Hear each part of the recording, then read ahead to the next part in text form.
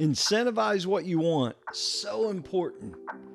If you're a business owner, you need to set those incentives.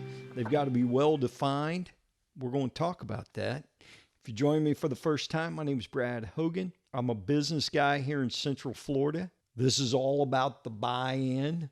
This is season 4, episode 11, talking about incentives. How do I incentivize my guys? What am I doing wrong? We're in a down market here in Florida. Things are a little tighter. They're restricted. Things are a little tighter. They're restricted due to the insurance market changing. Talk about that a little bit. But how do I get what I want? And does the old formula still work? I think as business owners, we've got to stay out front. We've got to stay on top. We've got to constantly be reading, seeing what the market's doing. Of course, I'm reading people, other business people, not just people in my industry. My head is on a swivel as far as business goes, but I'm not necessarily just picking on my competition or the biggest guy in my industry. What's he doing? What's he doing? What's he doing? If you do that, you're always going to be following someone else. It's getting out front and it's seeing what's happening. And I'm going to talk to you guys, or here in the state of Florida, what you need to be doing. Being part of a business that went from 3 million to 52 million in less than 5 years, how did we do that? And what's shifting and what's changing now? I consult a lot all over the country, and they're asking me, what should we be doing now? Well, I'm just going to tell you in general, if you're in the roofing business right now, there's a couple things you need to be doing. Some of your W-2 employees, you need to change that structure. I won't say you need to get rid of those employees. And no, I'm not talking about your office girls or necessarily your executive. I'm talking about sales guys.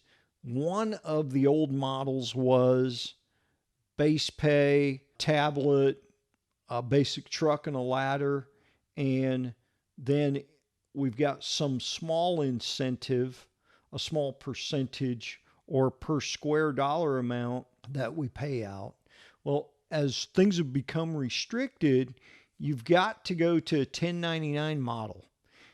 Some of you guys are already there at 1099 model. What we've got to do is incentivize that activity, that sale.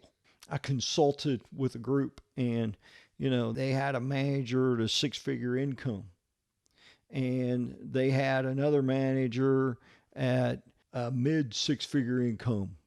They had another manager that was on a draw of $1,500 a week. They had another manager on a draw of $1,000 a week. Had another manager on a draw of $2,500 a week.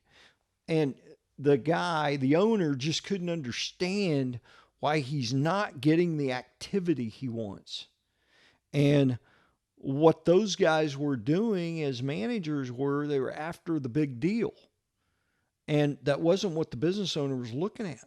He wanted the bread and butter stuff because the company needed the income. They need the income on a daily basis. I don't understand why they're not out here selling the everyday deals that are quick turnaround.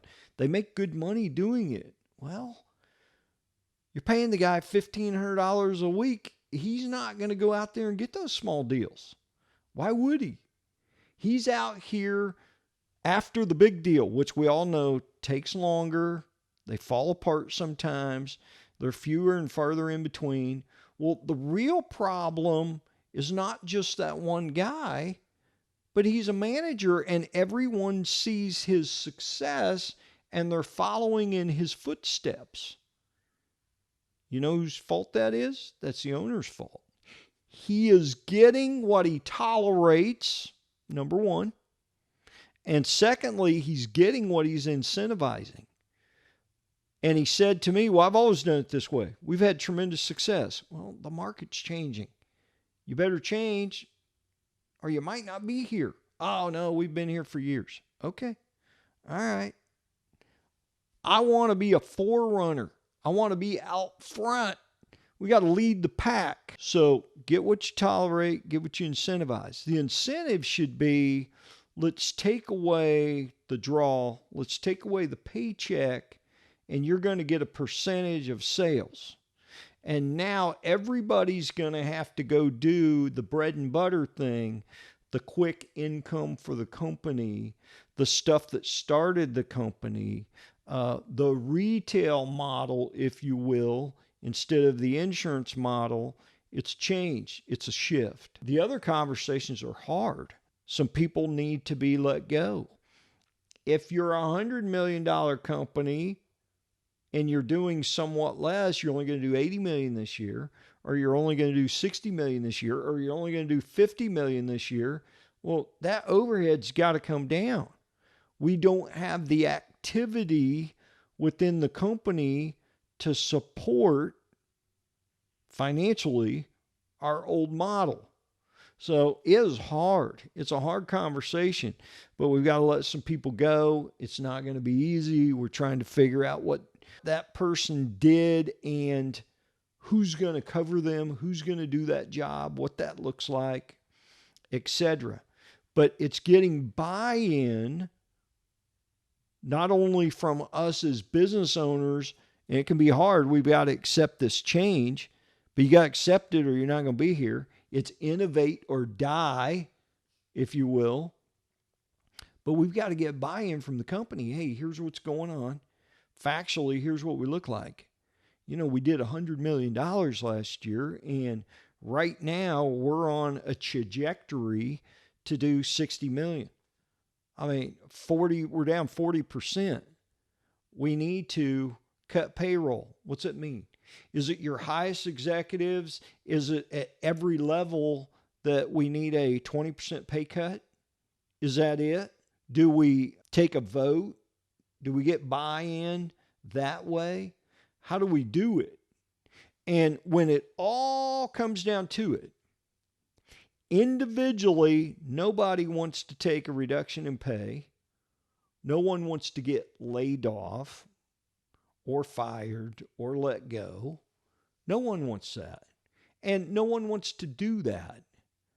But you got to protect the house. You got to protect the brand. You got to protect the company. That's first. And as business owners, it's your responsibility to take care of your family and your people. And if you don't protect those things by continuing to give paychecks that you can't afford to be paying, that thing's going to go away. You can't spend money you don't have. You know, the next thing that we really need to talk about, the bear in the room, if you will, the next thing we need to talk about is the obvious. And it's kind of the bear in the room. Do we talk about this openly or do we deal with this behind closed doors? Well, it's all going to come out. And I'm a proponent that you don't need to air your dirty laundry in public, okay? You don't need to go through all the details with every employee. You know, if I've got a complaint, it should go uphill, not downhill. I can't be complaining to, if I'm a sales guy, I can't be complaining to other sales guys. I can't be complaining to the office staff that can't change it. I've got to go to my manager. I've got to go to the owner. I've got to go to someone that can make a difference. And yeah, gossip will kill a company, and that's not even necessarily what I'm talking about. I'm talking about issues. And as business owners, we need to get with our people, let them know what's going on.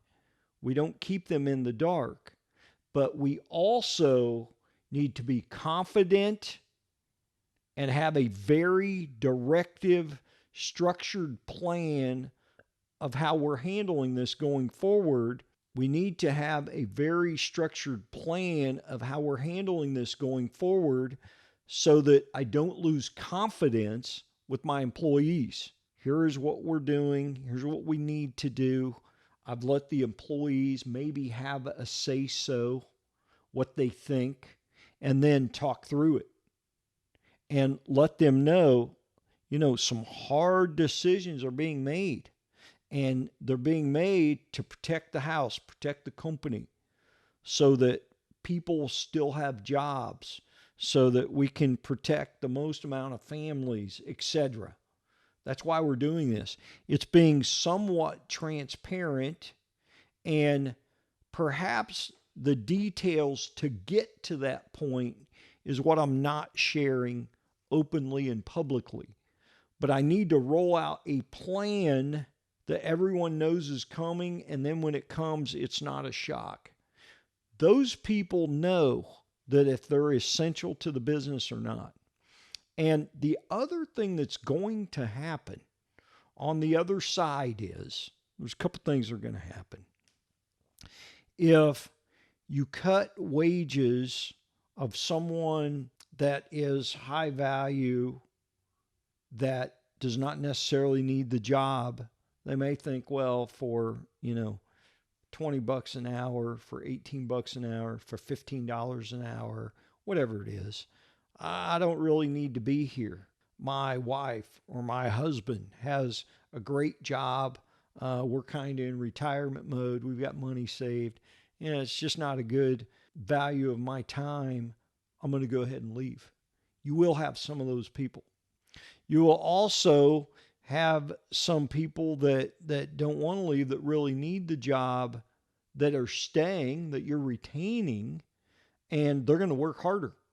They're going to work harder to show you that they value their job and they want to be here, and they're willing to take on more. You may have some people disgruntled that you let someone go, and that's where we have the kind but direct conversation of, man, maybe as a group, maybe as a department, there's some people here that we really like, and they did a good job, but we had to let somebody go. And those are hard, difficult conversations, and it's allowing them to talk, allowing them to show their feelings, allowing them to give feedback. And while that doesn't change it at the end of the day, they feel heard. People leave companies because they don't feel respected, they don't feel heard, they don't feel like they matter, more so than income. That's what we know from national studies. So you've got to, especially in these times when it's difficult, you got to listen to your people. At least let them be heard. And at the end of the day, as business owners, it's our responsibility to protect the most people. We have to make some hard decisions. In the roofing industry, there's 3 basic things that I talk owners through that are necessary right now. Number 1, we've got to cut back. That means layoffs. If your business within your industry is down, if you went from 100 million to 60 million, you've got to cut somewhere. So it's laying off some people. The second thing is we need to look at salaries. We need to look at retention. We need to look at those high value executives we've got within our company, and it probably means pay cuts. Is it across the board? Is it absolutely everyone? Is it people that make over $100,000? Is it people that make over $200,000 or $300,000? Is it restructuring the sales manager's plan to be on a percentage and no draw, no salary? Is it taking all sales guys that earn over $100,000 off of a draw? We need that cash flow as a company. You've got to evaluate these things. And then finally, the third thing we need to look at is, if you're in the roofing business and you're over $20 million, you need to be going to SBUs. You need to be going to small business units. I teach it. I don't see it much in our industry. It's a business concept. Yeah, I went to school for 7 years, but it is a concept that is widely used in business, but I don't see it within our industry. And what that will do is it will help you close out jobs faster. those punch out jobs, the punch out you just can't get to because you're on to the next job and it just lingers. You need to get those jobs closed, cleaned up, so you can collect that money and make a homeowner happy. Or if it's a big project, you need to make all those people within the project happy. And by moving to SBUs, that happens very, very fast. It will increase your cash flow, it'll make your company healthier, and it will make your people happier. If you got questions about that, hit me up down below. Love you guys. See you in the next one.